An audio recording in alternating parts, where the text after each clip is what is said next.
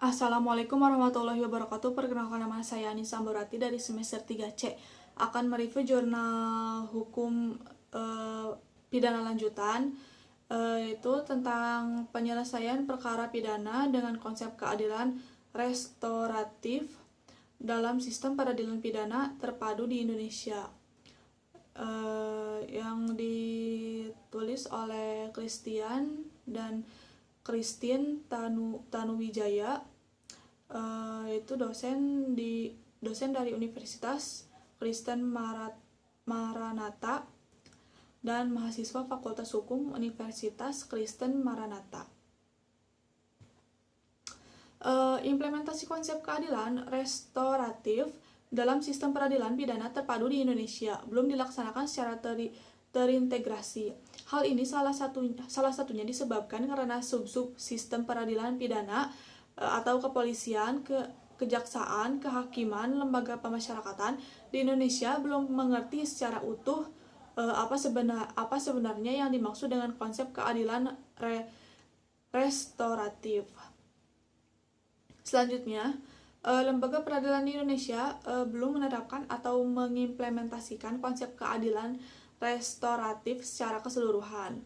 Hal ini dibuktikan bahwa jika dilihat dari rangkaian perkembangan konsep keadilan restoratif, maka pelaksanaan konsep keadilan restoratif di Indonesia belum dilaksanakan atau masuk dalam kategori bisa restoratif. Maksudnya artinya belum menggunakan konsep keadilan restoratif atau setidaknya sampai dengan tahap restoratif sebagian. Sistem peradilan pidana di Indonesia masih berada pada tahap bisa restoratif karena keterlibatan korban bukanlah perhatian utama. Keputusan dibuat oleh pihak yang tidak secara langsung terkena dampak. Tidak ada pilihan untuk dialog di antara mereka yang terkena dampak langsung. Fokusnya adalah pada aturan atau hukum yang dilanggar dan konsekuensi dari perbuatannya, yaitu pertanggungjawaban pasif. Tidak berfokus pada upaya untuk memulihkan kerusakan atau kerugian yang dialami. Selain itu,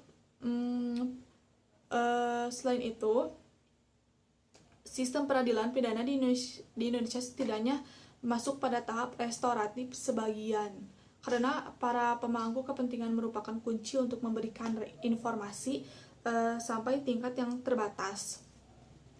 Beberapa para pemangku kepentingan memiliki beberapa keputusan atau masukan, akan tetapi keputusan akhir tetap dibuat atau disetujui oleh sistem formal dalam tahap restoratif sebagian.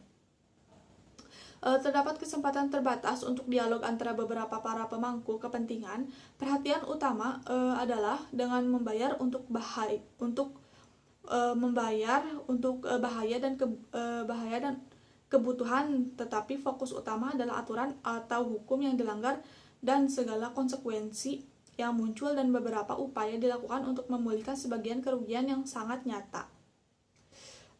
Seringkali bahaya dan upaya untuk memulihkan diberikan kepada orang lain selain mereka yang secara langsung terkena dampak. Sekian dari saya. Wassalamualaikum warahmatullahi wabarakatuh.